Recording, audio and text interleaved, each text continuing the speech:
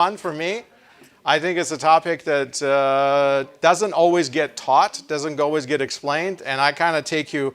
I'm very unique, sort of say, teacher in this respect. I'll be honest with you. I have an expertise that falls into two categories. Most people have like one or the other. I get to have both, and I play with that a lot. So I happen to know traditional Jewish literature.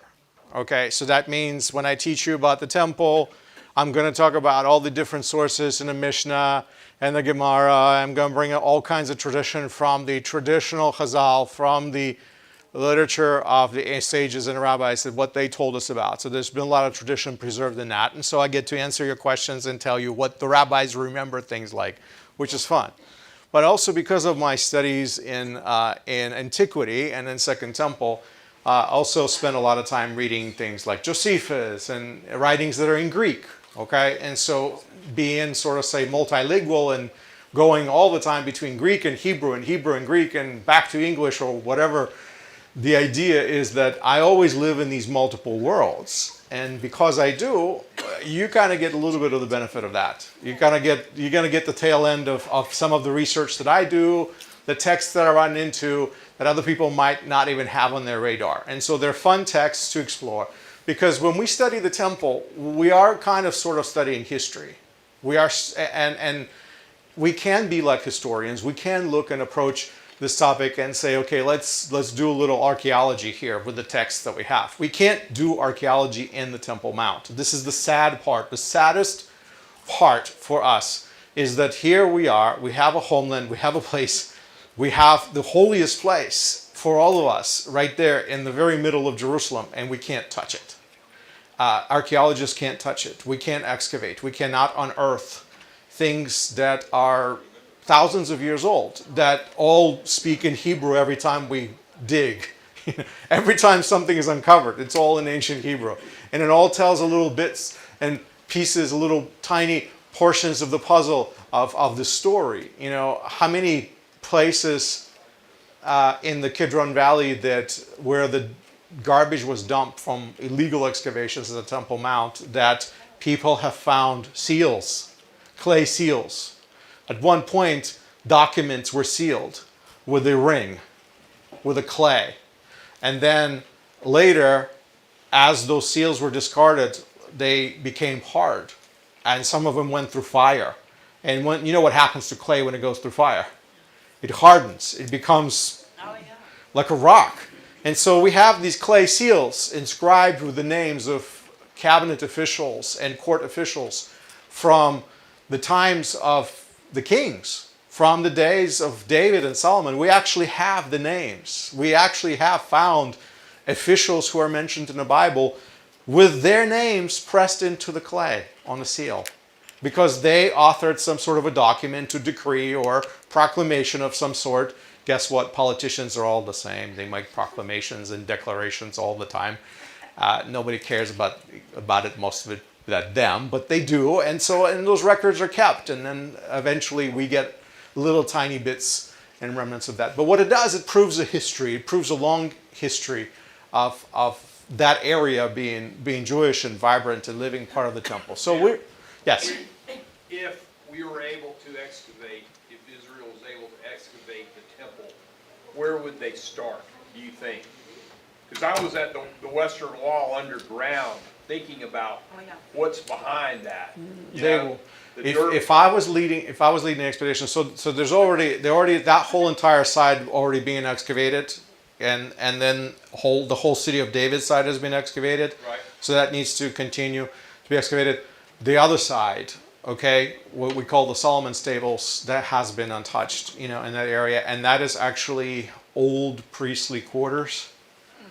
So who knows what we might find there if we actually are allowed to dig. I mean, just think. You're going into the quarters where the priests stored stuff 2,000 years ago. What do you think you will find it? I mean, right here in the synagogue, you rummage around, you'll find some pretty ancient stuff that we have. And we haven't been around for thousands of years, okay? But I have rollers from the Torah scroll that I took off that's 200 years old are just sitting in the closet, right? Right. Just imagine what they have sitting in their closet, and we don't get a chance to excavate places like that. So there are actually subterranean places that have been untouched for since the Romans, basically. That's how far back it goes. It is, and some Americans, like some Brits, actually ventured into there, and then it was like closed off, and it was like done. I'll give you an example. The Pool of Israel is one of a. It's an ancient pool that was located on the northern side of the Temple Mount. It was massive. It was holding water, and people would bring in. They would take water from that pool for the temple needs, to clean the animals, to do all the stuff. You had to wash the sacrifices. Believe it or not, sacrifices were washed, animals were washed before they were placed on the altar. Like their guts were literally rinsed before they would be placing them all on the altar. I mean, that was the procedure. So that pool is still there. It very much intact, because in the 1930s, when the Brits dug a tunnel in there, they actually found plaster walls intact and still holding water. Wow. And then they were told, get out, let's close this off, let's be done, and that was the end of it. And since then, nobody has gone into the pool of Israel. Get out in 1930.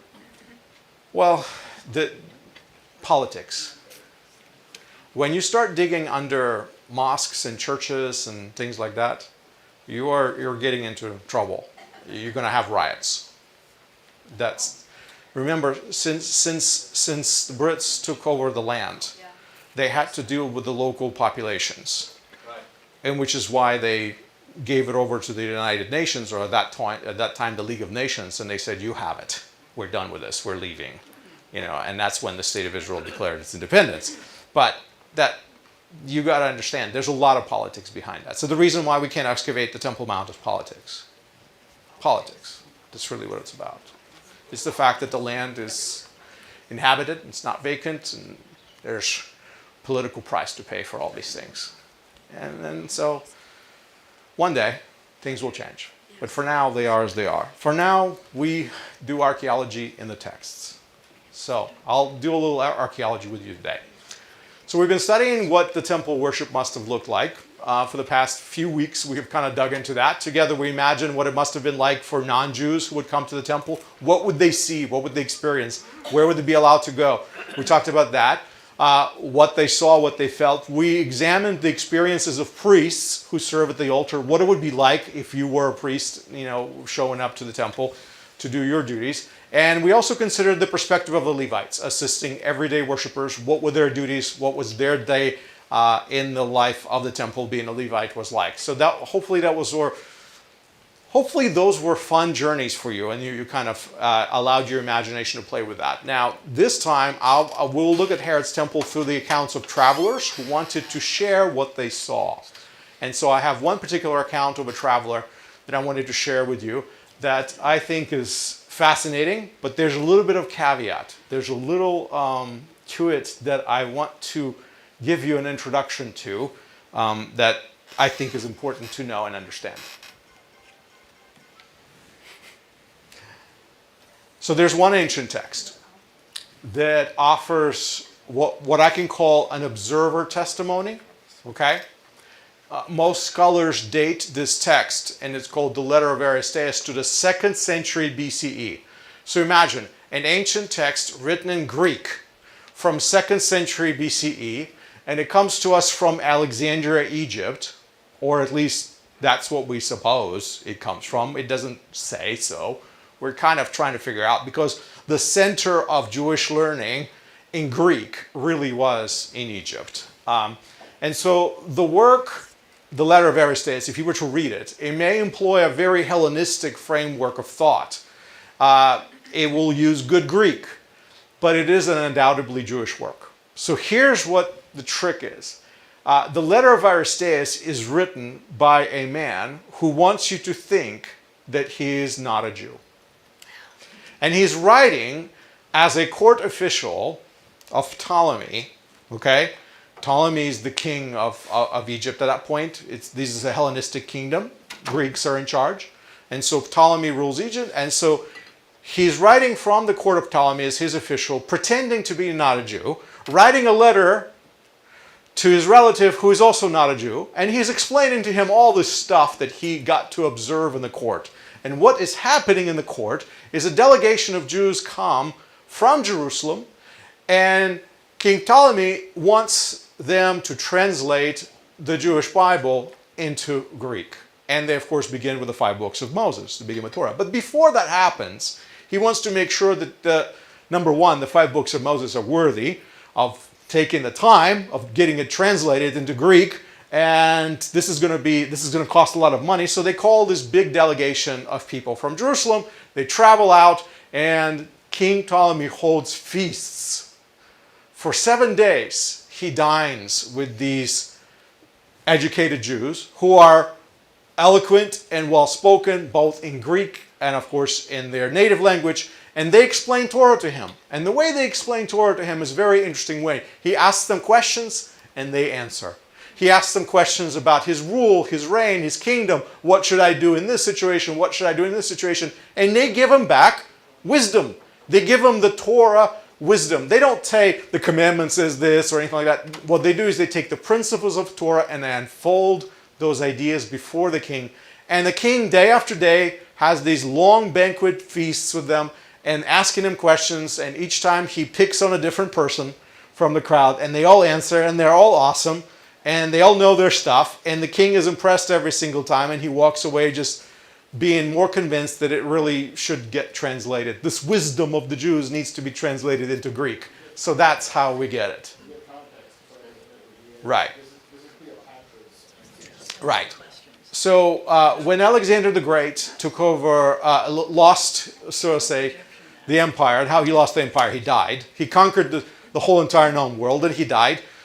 His kingdom went to his generals. Ptolemy was one of them.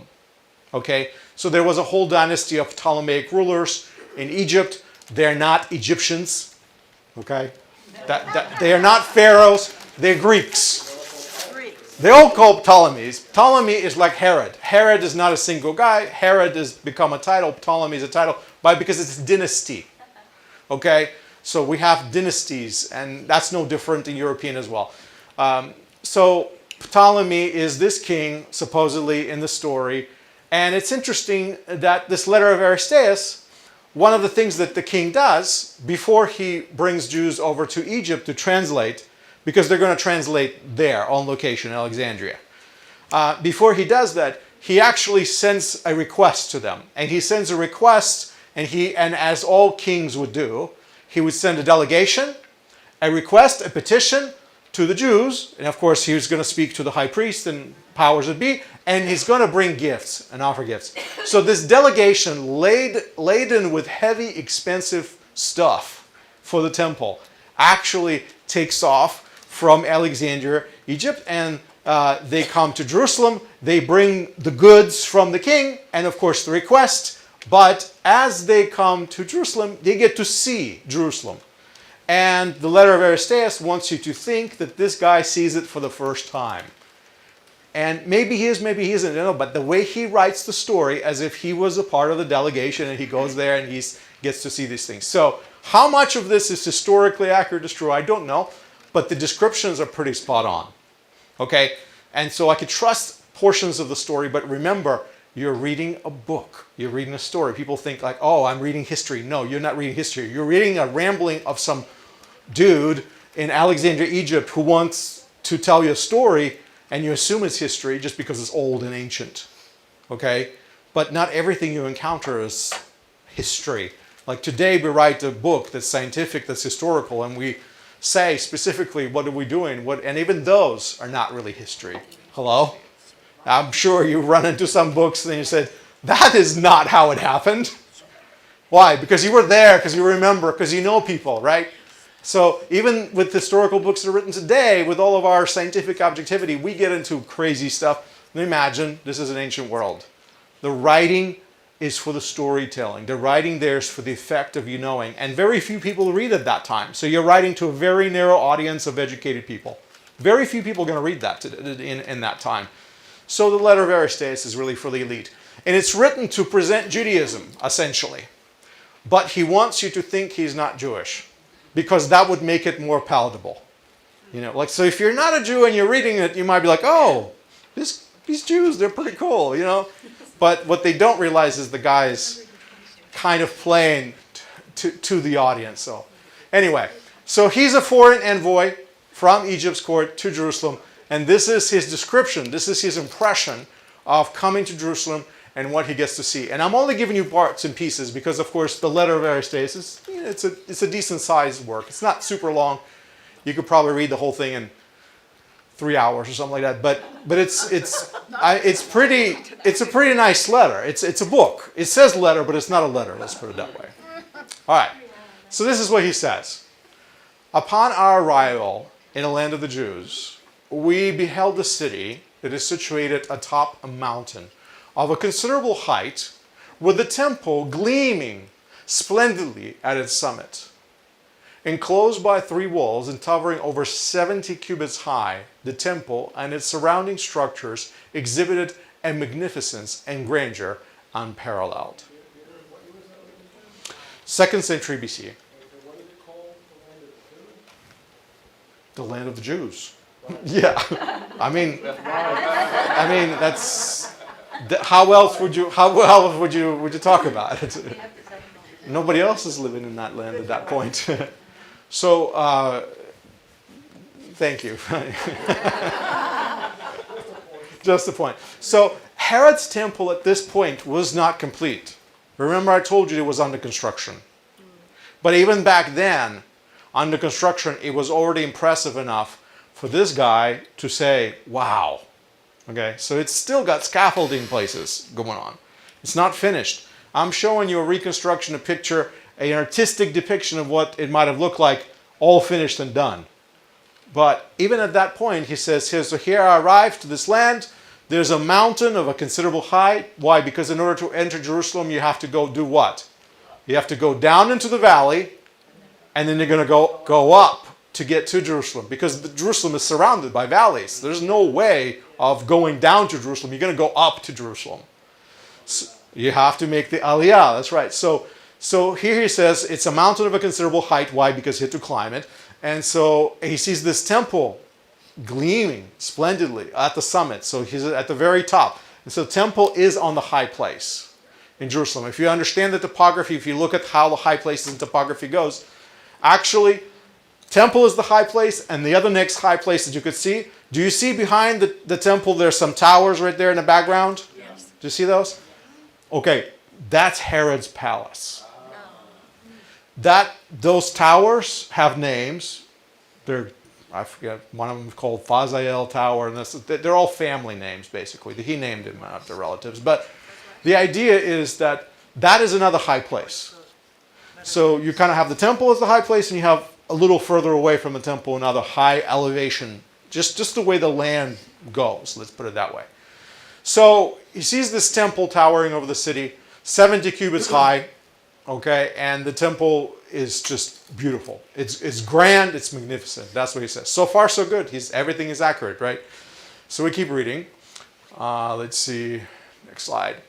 Every detail, from the door and its fastenings to the stability of the lintel, exuded opulence and craftsmanship of the highest order. The temple entrance, adorned with billowing curtain, perpetually swaying in the breeze, offered a captivating spectacle that held spectators in awe. The altar, meticulously constructed to accommodate the burnt offerings, featured a gradual slope for dignified access. The ministering priests, attired in ankle-length linen garments, attended to their duties with reverence. Now, you ask me, how do I know that this guy is a Jew? You couldn't get in. He couldn't get in to see most of this stuff. If he is not, if he's not an insider, he doesn't get to go into the court of the Israelites to see the temple. Like maybe from some vantage point he gets to glean a little bits and pieces of it, but he won't be able to see most of it. Now, getting close enough to see the doors of the temple and to see the curtains actually moving, like you have to be pretty close. And remember, I told you the size of that place, so we looked at it before. So this is a pretty formidable size. So how do I know that he knows way more than an average Greek would? He tells you details. He talks about the craftsmanship of the temple. He tells you details about the curtain, which is right behind the door, which we know it's there. Why? Because we've studied all these documents. But then he talks about them wearing linen garments. Like he would have to have observed the priests actually right there to see them that they're wearing linen. You have to be able to tell. So the burnt offerings, that they're seeing the ramp, that it has no steps. It's like one of the specific features of a Jewish altar is that Jewish altars do not have steps. You will see altars made to different deities and gods all around. Like people will excavate some old temple and they would see this riser and they would see steps going to it, and that's how you know it's not Jewish. Right? Torah tells you build a ramp, and so since antiquity, even like Joshua's altar, when he would build the altar when they just entered the land, it would have been just a ramp made out of stones. They're unhewn stones, so they're just naturally occurring stones, all fitted together, and that's it. That's all you have. So, of course, the ramp there is to do what? To protect the dignity. He even tells you that.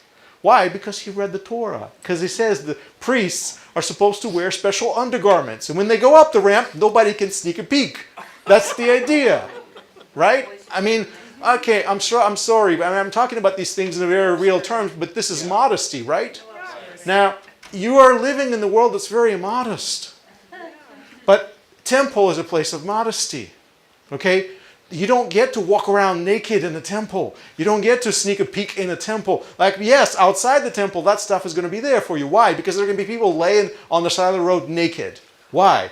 Because they're broke and they're poor and they have nothing. And so, yes, if they're wearing something around the waist to cover their shame, maybe they're lucky.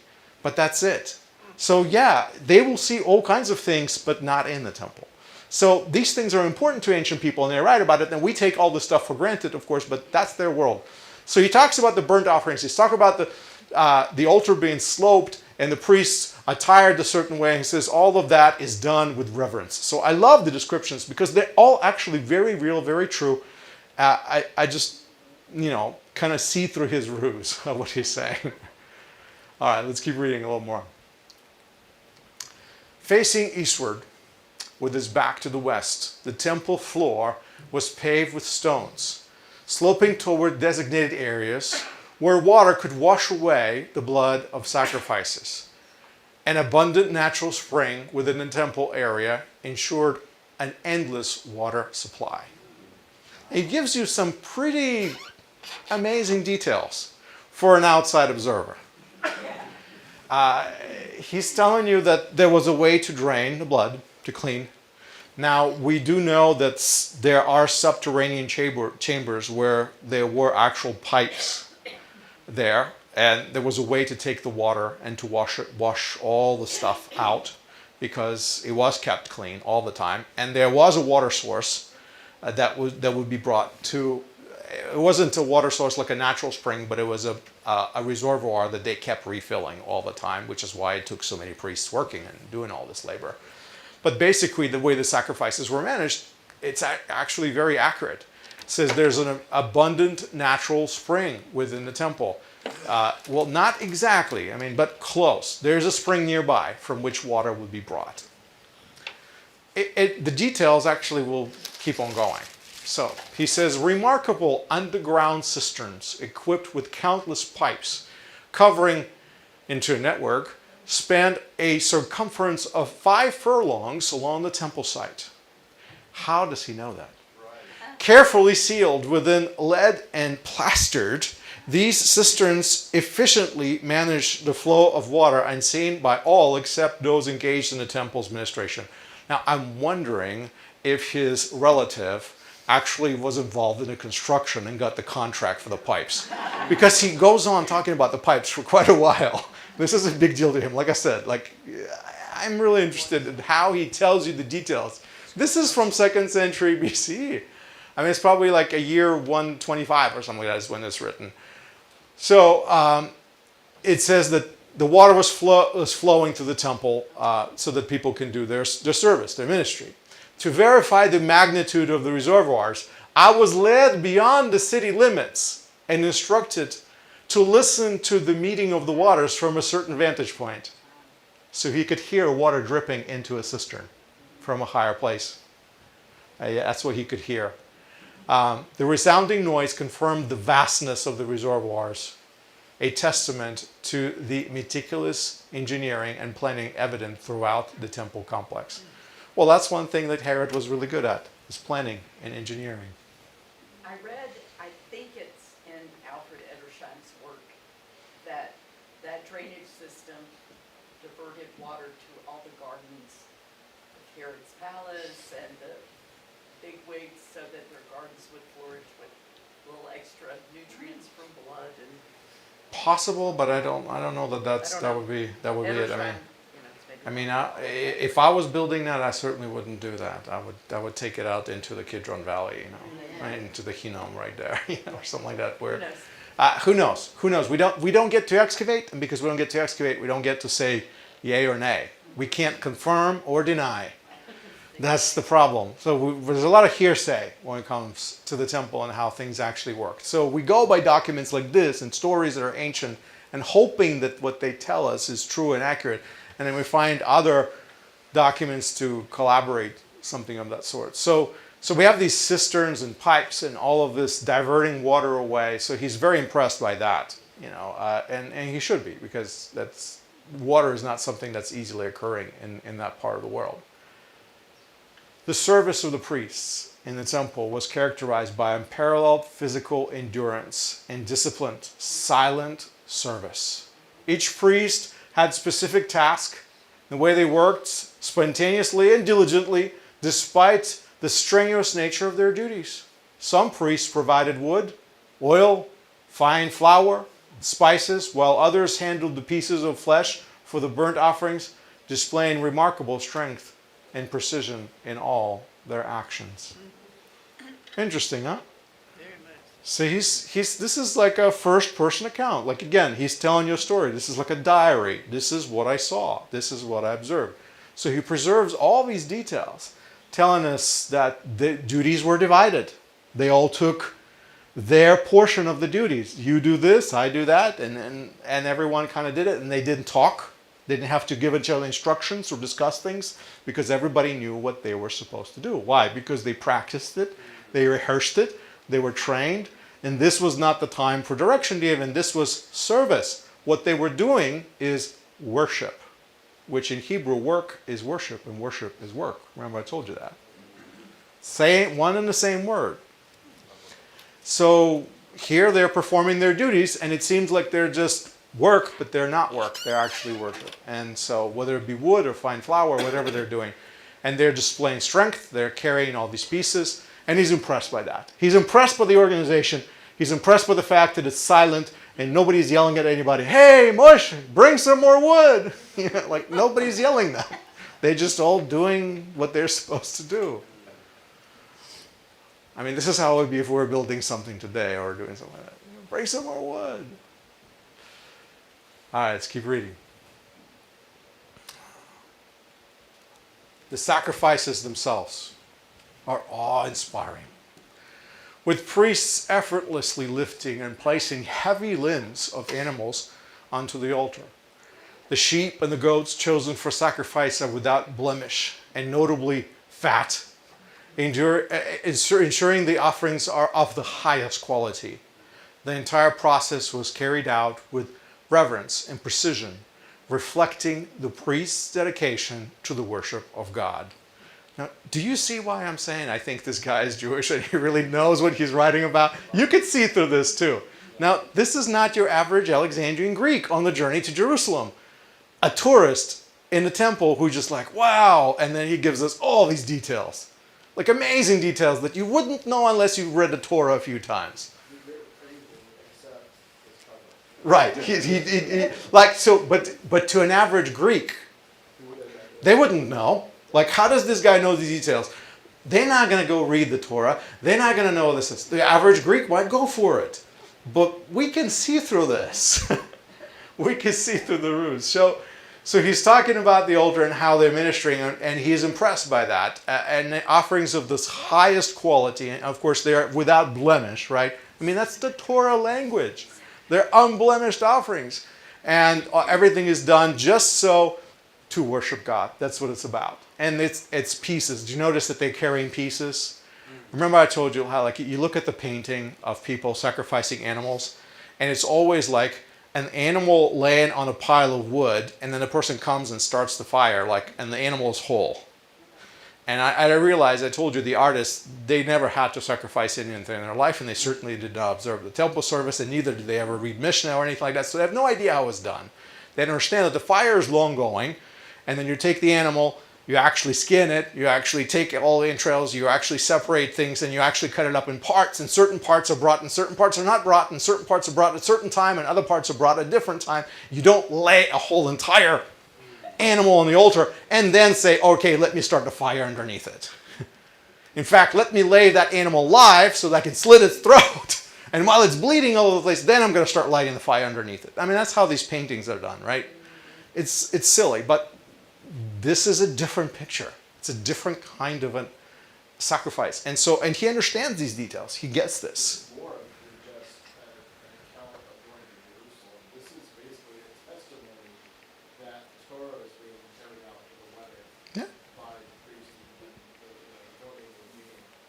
It's being done exactly as prescribed at this time. I look at ancient writings like this simply as witnesses. I'm just saying, okay, this is a testimony of a person. Whether they're trying to play me or it doesn't really matter, they're still reflecting knowledge from antiquity, from an era of when this was written. And we know when this was written. We know how far back this was written. And so we can surmise this is ancient knowledge. And he's quite detailed, giving me details that this was happening. These are the kinds of things that actually went on. Of course, he wants for us to believe that he went and watched it and observed it and got to see everything that was happening. The temple's atmosphere during the worship was one of complete silence, with priests working in perfect harmony and reverence. Even though there were hundreds of priests involved in the process, there was no need for orders or commands, as each knew their roles and fulfilled them diligently. There you go, exactly the kind of stuff that we have been studying. It's a very organized process. Now we get to the high priest. Guess what? This guy is such a tourist. He gets to meet the high priest. And he knows his name. Well, he actually does get to meet the high priest because according to the story, he goes and leads the delegation to petition the high priest to come to Alexandria. So Eleazar, the high priest, was particularly stunning in his appearance during the service. His robe, adorned with golden bells and pomegranates, created a unique melody as he moved. His girdle was of remarkable beauty, woven with beautiful colors. On his breast, he wore the oracles of God, containing 12 stones representing the tribes of Israel, each emitting its own unique color. On his head, he wore a turban with the name of God inscribed on a plate of gold, symbolizing his sacred role. Witnessing the worship in the temple, especially the appearance of Eleazar and the intricate details of the service, was a profound experience that filled us with awe and reverence for the sanctity of the rituals. Am I understanding that we're supposed to believe that he was a tourist witnessing the service? Not just a tourist, he was a dignitary sent from the king's But court. they were able to witness the actual. He wants you to think that he got to see all this kind of Okay, that's stuff. what I wanted to Right. make sure. He may have, but if he did. He may have. Yeah, he may have. He may have, and that's the whole Would have been point. blown. They wouldn't have let him in. Right. Unless he was Jew, okay. So, and I'll explain to you how these things were guarded. You know, it's important to understand that we've talked about the structure of the temple, how things were. There are some areas from which you could view things, but even then, you have to be you could see things from the court of women, okay? But you had to be an Israelite to enter the court of women. That's it. The sorag, the wall around the temple, would have said, this is how far you go, and that's it. So he tells us the story, and again, he's writing for the benefit of a Greek-speaking audience. He's writing for the benefit of the outsiders. He's not writing this to the Jews. And he's doing this to people who may not understand, oh, there's this rule, you know. Like, we understand this. Why? Because we've been studying the temple for a while. We've looked at the structure. We understand these details, but his audience doesn't. So remember, you are not his primary audience. You just get to peek in and kind of dissect it and look at it and figure this out. But he wants his audience to think that, yeah, he got to meet the priest. Yes, he got to see the temple in operation. Because that's what would happen with any temple that anybody would have gone into, right? Any temple I would have gone, I would have got to see all the stuff. Now, I might not get to meet the priest, but if I'm a dignitary and actually part of the embassy from the king who is in charge, then yeah, of course you get to see some stuff. But yeah, the details that he tells you give it away, right? This guy knows the Torah. It's like the first Yelp review. Like a first what? Yelp review. Yelp review. Okay, Ryan, good one. Yelp review. It's kind of. If Temple had a Yelp page, that would have been posted on it. That would have been a really long post. So, thank you. I want you to see the details. He talks about the priestly robe. He nails every single part exactly. He talks about the pomegranates. He talks about the chest piece, the colors that were on it, the stones, and the fact that the stones represent the 12 tribes. Like this is really intricate knowledge. Even if I did get a peek at the priest, and I did get to see his robe, would I have known to count the stones? And would I have known what each one of those stones actually meant to represent? No. I would have said, hey, he's wearing some kind of really pretty outfit and it's shiny and glittery and that's it. And that's all I would know. No, it would have taken a real purpose and real knowledge for me to realize that there's 12 stones and the stones are different. They're not identical. And each one of them represents a different tribe. Like that's insider information. And, you know, what's written on his head, he gets to know what's written on the head of the priest, right? It's like, well, of course that's in Leviticus. Like, do we not read about this in Leviticus? Yes, we do. So if he's a Jew who read Leviticus, he knows what's written on the head of the priest. Even if he never got to see the priest, he still knows what's on his forehead because that information is public knowledge. But not to an average Greek. So he gets to witness the worship and he gets to meet Eliezer, and he's absolutely stunned. And so in the story, of course, he gets to an audience with Eliezer. He gets to invite him. Eliezer agrees. They travel to Alexandria. They have these banquets, and then the king commissions the translation of first the 5 books of Moses into Greek. He gives Jewish delegation of 70 translators. There's 70 of them. According to some traditions, 72. He gives them an island. He basically says, you guys stay on this island. We'll bring you food. Nobody's going to bother you. You kind of have your own little spot where you can be undisturbed, and your job is to translate everything into Greek. So it's great. They live in a serene place on their own little spot, and nobody disturbs them. Food is being brought to them. Everything is being provided to them, and their job is just translate. And it says in the story, when they translated it, and they brought their copies to each other, and they started comparing them, they were 1 to 1, the same, identical. So the story goes. I'm just telling you. Like, we don't get to peek in on that moment in history because we weren't there, but the people who describe that moment, that's how they tell the story. They say that the text was identical. They did such a good job. Yeah, and what I understand is that they all worked in isolation. Yes, they worked in isolation. Know what the other was doing. There were 70 translations that were basically produced, and then they started comparing them to make sure that it's all good. And that would have been a corrective moment, right? That's where they would have said, oh, you were off. Oh, no, you're off. This is a better word choice. No, this is a better word choice. This is where they would have argued it out. And in the end, they would have produced out of 70 less perfect translations, they would have produced 1 perfect translation. Now, the story of Aristeas is usually known by people who like to tell the story as Septuagint. That's really the reason why usually people read the letter of Aristeas. That's what this book is all about. For most people, it's how the Bible in the Greek came to be, basically. That's the legend that they draw on. Josephus repeats the same story, basically almost verbatim in his writings, but he just copies from this guy, because he wasn't there, so he just kind of takes it.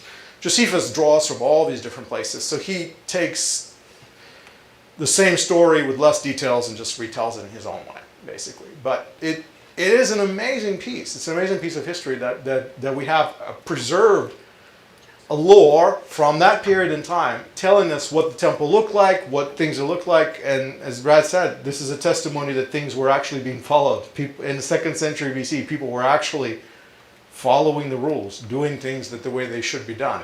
Now remember, all of this is, preceding Maccabees, right? Because then there's a war between Ptolemies and Antiochus, right? And as they duke it out, Israel is caught in the middle, right? And that's where the whole story of Hanukkah happens. So this is important for us to understand what it was before we can, say of like what was desecrated. This is what was desecrated. That's what we're talking about. So that gives us nice little background, essentially, to talk about. So he goes on. We ventured to the peak of a neighboring citadel to gain comprehensive view of our surroundings. Perched atop a lofty elevation, the citadel was fortified with numerous towers constructed of massive stones, all aimed at safeguarding the temple precincts. They were vigilantly guarded by loyal soldiers. And I started cutting down, like I'm giving you little excerpts. You guys can read the whole story yourself if you're interested. But basically what he's telling you is they went into the fortress of Antonia to sneak a peek into the temple because they wanted to have a better view. Now here's what I want you to see. See those towers? Yes. I'm not sure they had pointy roofs like that or anything like that. Obviously this is an artistic rendition. There were no clay roofs. There were no shingles, obviously, back in those days. But whether they were like that or flat roofed, we don't know because we don't have remnants of that. So this is a complete reconstruction. We don't even know exactly how tall the towers were. But what I want you to see is I want you to see that from that tower, you could see straight into the temple. Do you see the temple? Yes. Do you see that big riser right there in the front? Okay, that's where all the action is happening, right in front of the door of the temple. So hypothetically, if you were way, way at the top of that tower, you might be able to kind of sort of look down and see some of the stuff that not everybody gets to see. But that means you get to go into Antonia Fortress, which of course is a military base. It's a military base guarded by the soldiers. Why? Because its job is to protect the whole entire complex. And they wanted to Could you see. point out what is the temple, What is- the far, That's the problem. So here's the temple. yeah, okay. So from here, you can look down. And remember, this is an approximate height, so maybe this is a little higher or something. We don't know. So you get to look down. You get to see some of it. And it's located, remember this is the northern wall, okay? So this is the furthest northern wall out, and this is just outside of the temple wall. There's this attached fortress on the very, very corner. So which way did the temple face? East? East. That's east, yes. So the western wall would be located right here, where people pray today. And that's the back of the temple, and that's the front entrance right here. The Mount of Olives would be right here, right opposite. So you're kind of looking down that way. So you have a perspective. So he's telling us that he wanted to go to this citadel, but there were soldiers guarding it. And, So and- excuse me, yeah. was the temple built around the dome of the rock? I don't understand your question. Now, the temple Alaska was on Moss the that Yeah. covers the rock, Yeah. was the temple back in those days built around that rock? It was built around that area, yes. Somewhere around that area. We don't get to know for sure because we don't get to excavate and things have shifted and changed. But yes, around that general area. The rock that is preserved inside the dome of the rock is the bedrock of the mountain, presumably the rock upon which the actual building stood, and perhaps even the altar or perhaps the holy place, that's where it was. Like we don't know, we didn't get to see what it is because all these structures and construction that has taken place since then. But if we could disassemble it and see what it used to be like, then we would know for sure.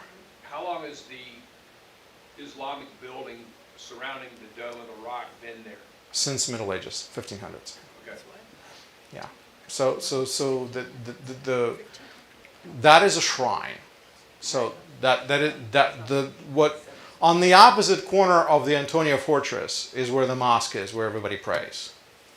On the opposite corner. So if this is the northern wall, on the southern corner is where the mosque is that everybody goes to, and that's where they pray. In the middle is the shrine that houses the rock. There's nothing in there except just a rock and a big dome around it and walls. So it's an empty space. But the prayer house is on the opposite side from Antonia. Just a quick clarification maybe. From my understanding, the Dome of the Rock is Yes. one structure and the Alexa is a different mosque is yes. a different structure. Yeah. Yes. It's The two different ones, yes. Construction. Somebody asked me a question now? Okay. Yeah, you got it. That's exactly correct. All right, let's keep reading. Strangers were strictly prohibited from entering. Despite the fact that we were unarmed, they hesitated to grant us access to witness the sacrificial offerings, emphasizing their solemn oath to restrict entry to no more than 5 individuals at a time. The citadel served as the temple's primary defense, meticulously fortified by its builder to ensure its effective protection. So you can see here in this particular model, it's built right on the bedrock. So it's actually a high point as well. And you could see how from the top of that tower, you could look into the temple courts. So presumably if you couldn't get in, one of the ways to get a peek is to go on to the top of that tower. So the story kind of collaborates this idea. So he tells us that he wants to go, and they don't let him in because he doesn't have the credentials to get into the military base. They don't trust him. He's still a foreigner. He's still an outsider, right? So they don't let him in.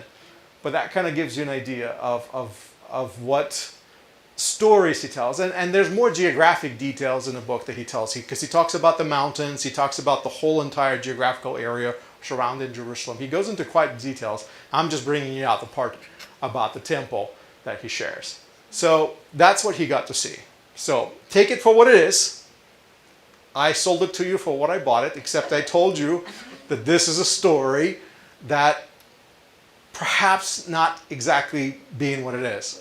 The guy just knows way too much insider information to tell you what was going on inside the temple, to be just a tourist, just an observer. Even if he had a chance to spend a lot of time talking to Jews, he would not have learned all of this information because there's just way too much insider knowledge. So there's your view. This is a view from the Mount of Olives. That's what a person would have seen. So in Yeshua's day, when they camped in the Mount of Olives, that was the view, right? Isn't that fun? So this is a nice little digital reconstruction of what it might look like. And there's actually olive trees on the Mount of Olives, right? And today there are as well. There's actually quite a few of the olive trees. And the cemetery. And the cemetery, yes, and the cemetery. Massive cemetery. So there's a big cemetery here today at this spot, right here. A huge cemetery, and that's one of the problems. That's one of the reasons they can't excavate over there, because there's tombs in there. And most of the walls have been moved around. People look today at the walls of the city the way we know it today. They were built in the days of Suleiman the Magnificent. Okay, so we're talking about Middle Ages. And they assume that those are the original walls. No, they were moved. So, like things that used to be inside the city are now outside the things. Things that used to be outside the city are now inside the city. Things are not exactly as they are. Jerusalem has gone through so much rebuilding and reconstruction. Every war, every destruction, every crusade, everything that came, whether it was Romans or the Crusaders, it doesn't matter. They tore things apart and rebuilt things so many times. So that's why I'm saying, if I was starting an excavation, where I'm going is subterranean, because that stuff was untouched. There are things in there that nobody has touched since the days of the Romans. When I was sitting in the walls the first time looking over at the old city, the tour guide was talking about the prayers he was showing and how it could be literally fulfilled. The ancient gates, Right. ancient doors are They- exposed at that point. Right. The ancient doors and ancient gates are actually underneath. They're underneath. They're still there. They're just buried. The earthquakes that are supposed to happen could expose it. Yes. And so that was, just looking at that, imagining it was quite surreal. Yeah. So you could see some of the same buildings. you could see the Antonia Fortress right there, right? And there's the temple. So here's your possible view. You could see the towers in the back. Those towers right there from Herod's house. You can see how high up they are. So I have another story for you. We have a little bit of time. I'm going to tell you another story. This story is not from Aristeas. The story is from Josephus. It's from Antiquities. So it says, Josephus writes to us, King Agrippa built himself a very large dining room in the royal palace at Jerusalem, situated upon an elevation, one of those towers, and afforded a most delightful prospect to those that had mind to take a view of the city, which prospect was desired by the king. And there he could lie down and eat and also observe what was happening in the temple. He made himself a tower with the view, and in his penthouse suite he put a huge dining room, to which now he will invite special dignitaries and guests to lounge around and eat and get to see the sacrifices. It's a dinner and a show. Like, this is real. Like, this is Josephus telling us a story. Guess what's going to happen next? Anybody? Any guesses what's going to happen next if you don't know the story? If you know the story, don't tell me. Calamity. Yes. There's always drama. Something has to happen next. Okay. So the story does not end there. So he built this beautiful place, and now he's got this prime spot. It says, when the chief men of Jerusalem saw this, they were very displeased.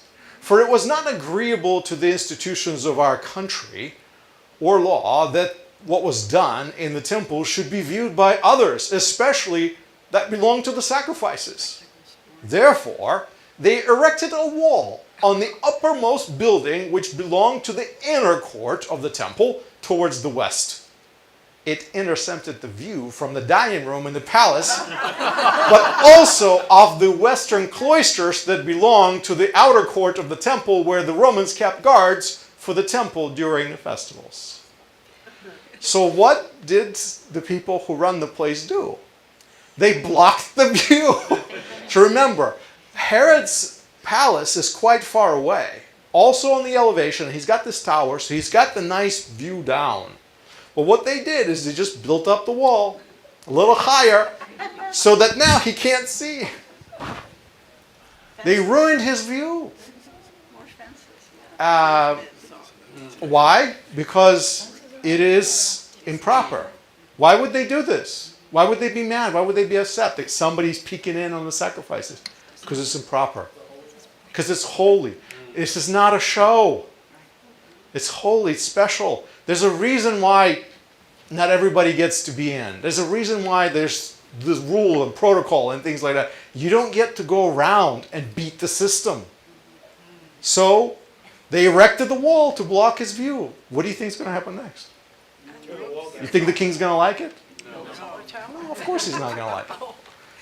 At these events, both King Agrippa and chiefly Festus, the procurator, were very displeased. Festus ordered them to pull the wall down, but the Jews petitioned him to allow them to send a delegation and ask Nero about this matter. For they could not endure to live if any part of the temple should be dismantled.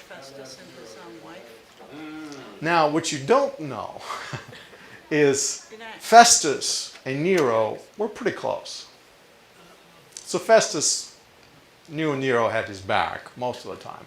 He appointed Festus. Nero appointed him. He's his appointee. And King Agrippa, of course, he's upset because he's lost this opportunity of a really awesome view that he could impress people with and show them stuff that nobody gets to see. But from my dining room, you get to see this. And Festus is upset not because he doesn't get to see what Jews are sacrificing. You know why Festus is upset? Because there were soldiers standing on guard in that position, and that also blocked the view that now he could not see the garrison of soldiers who were keeping peace during the festivals. During the festivals, the population of Jerusalem swelled into, from like 30,000 to like 150,000 all of a sudden or more. Like it became so massive, there was a possibility of an uprising. So Romans brought soldiers from Caesarea and from Tiberias, and they put them on guard in the temple during the holidays, and that's where they were stationed. And now there's a wall blocking the view, so they can't even keep watch on the soldiers whether anything breaks down. Remember, there's no walkie-talkies. It's not like they can call on a cell phone and say, hey, there's a uprising in the temple courts. Please send more troops. Like, no, like that's not going to happen. So they're relying on seeing things. And that's a really nice vantage point to keep an eye on the soldiers. And now he doesn't get to see the sacrifices, but he also doesn't get to see the soldiers who are stationed there. So Festus is upset for his own reasons. And of course, Agrippa is upset for his own reasons. And they both say, take it down. And the priests and the officials of the temple says, no, we can't take it down. This would be terrible. We'd rather die than take it down. Let's send a delegation to Nero and let Nero decide what we should do. Because basically, Festus, your authority is not enough to tell us what we get to do inside of our temple. So let's take it up the chain. And Festus, he doesn't mind, So, and Agrippa, he might. But what you don't realize is Agrippa actually grew up in the Roman court. He was schooled and raised in Claudius's court. So he knows how these things are going to go. He knows that this is So Festus took over in the year 59. So there was a transition between Felix and Festus. Felix was the procurator prior to Festus. And Felix was on his way out. Festus was on his way in. So this is his very early procuratorial reign. This has just begun.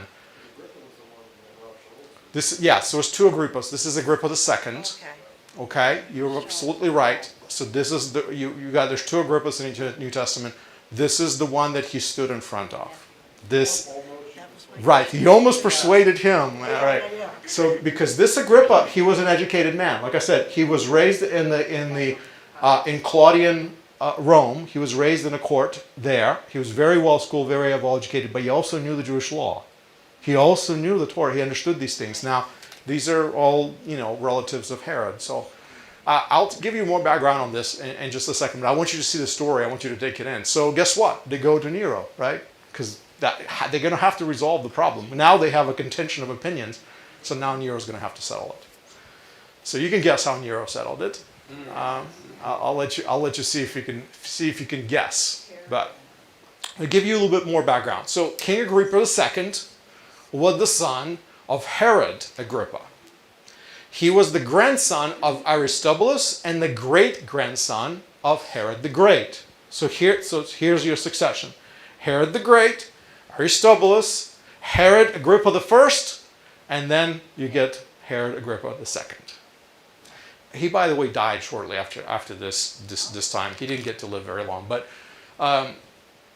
he was too young to take over for his father when his father died. When his father died, it was tragic, but he was a young man, and they felt that he was not ready to rule.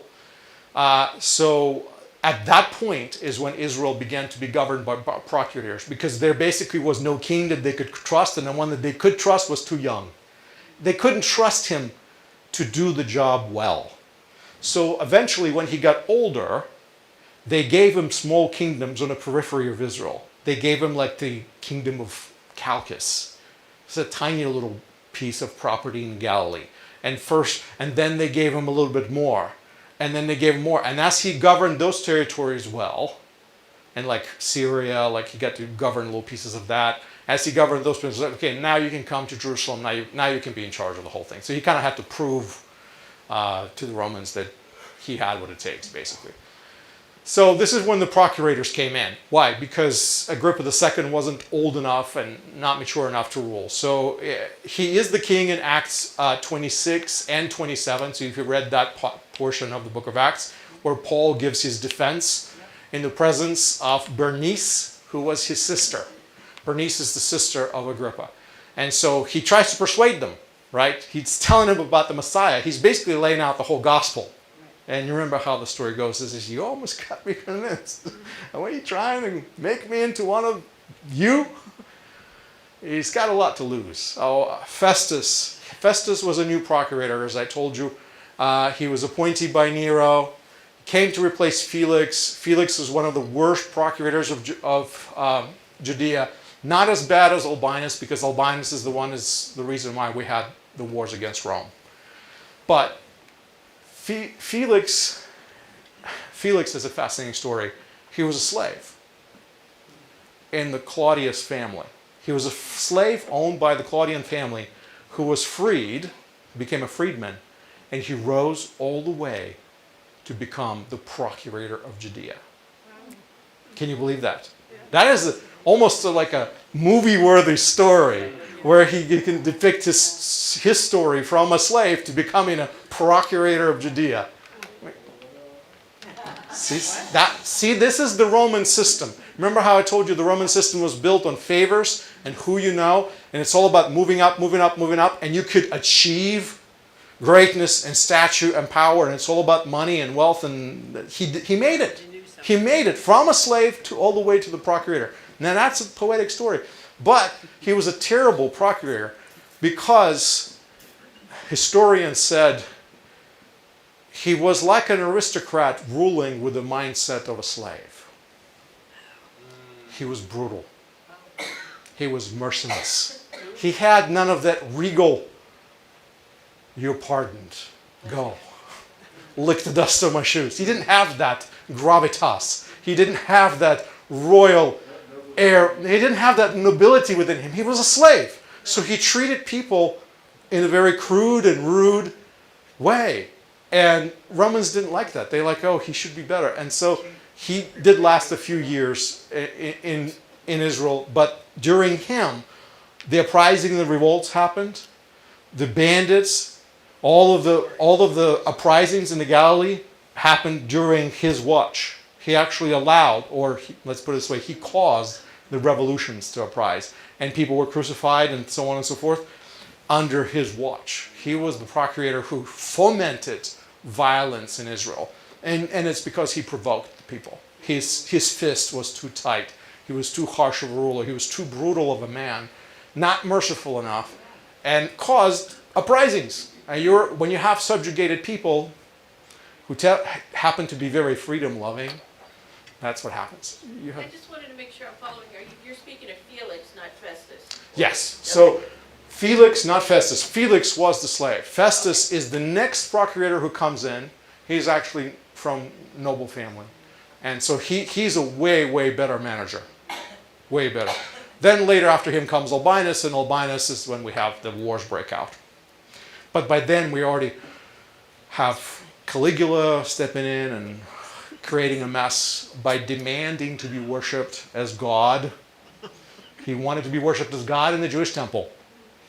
So, hello? Did you hear that story before? Guess if you haven't, don't worry, Hanukkah is coming. So, it's a sequel. So, we're studying this history, and I'm just going to give you just a little bit of a background, just a little bit.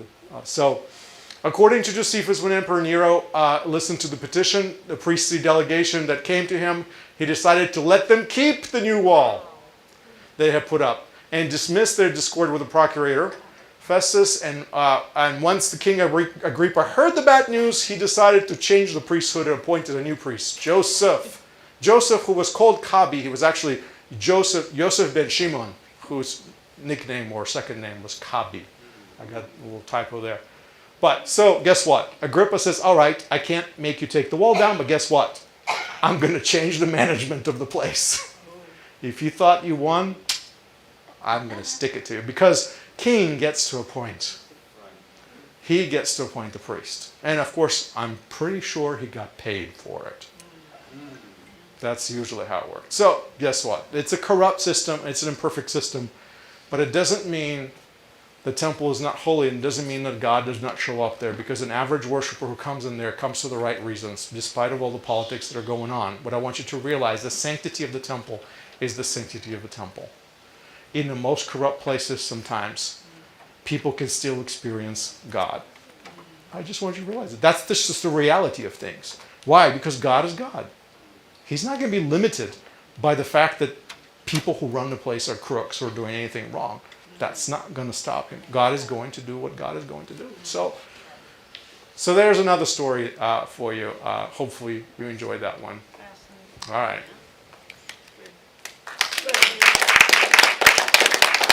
See, somebody asked me, you want to see this? There you go. Watch it.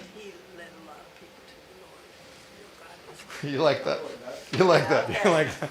So this is, again, an extrapolation. I just want you to imagine. I don't know that this is how it was. Okay? I'm going to skip this one. Please. Yeah. So there's your Dome of the Rock. Kind of, sort of, same location. We assume the fortress of Antonia would have been right here. Okay, Herod's palace would have been way up there, looking down this way. This is from the Mount of Olives. You can see where the mosque is. This is the mosque. Okay, that's where the prayers happen. So this is actually just a shrine. It's just that they're sitting there. You see people, kids come out and play soccer right there. How big is the rock? I don't know. I didn't get to see it. I actually, of all the times that I get to travel, I don't go up Temple Mount. I told you that I don't go there. Like it's, if somebody wants to go, that's their business. I don't. So I didn't see it. So the exposed portion of the rock, because I've seen it, Aha. is, I don't know, 30 feet long and 20 feet across. There you go. Something like that. So there you But go. that's So the only eyewitness exposed account there for you guys. Some Perfect. wall around it. So you just got back, right? Yeah. I just came back, but I saw it many, But you saw many it years ago. Okay. Yeah, I saw You it. can't get up there anymore. So Miss Barbara, you saw it too. So Yeah, I've seen it. I've you seen remember it? Oh, yeah. I couldn't touch it, but I was right there. You were right Yeah, there. they have a Go little inside- She garden. went inside the inside the building? dome. Yes, Yeah. years She ago. did. She went You can go. You can go on a tour. There's one time during the week that the visitors are allowed here. You can go on a tour, but you're prohibited to pray or sing or do anything religious. Carry a Bible? Or I don't know. They may not let you. When we went up there, they were going around. Yes. I hugged Linda one time, and the guy came over and said, "No, you can't do that." Really? Oh, wow. Yeah. So that's when you turn around and says, touching. "How about I need a hug? How about you?" that could be dangerous. I know. I'm just full of all kinds of bad No ideas touching. today. He said, "No I'm touching, full of bad no ideas. touching." No touching. Yeah. He doesn't want you to get all excited on top of the temple mount. We were there when a rabbi Heavy took his shoes off Cur- and walked on the top and carpets. the whole Everything way around so that they around the can perimeter. go in and pray. And the whole time, there was a Heavy group of carpets. women, Screaming at him, scared, screaming at him. Yeah, Do you it was remember? incredible. Yeah. So, I mean, this is the site. It still hasn't changed. So this is a photography from early. This is from 2014. That photo was taken in 2014. So Yeah. it's fairly accurate. Yeah. It gives you an idea.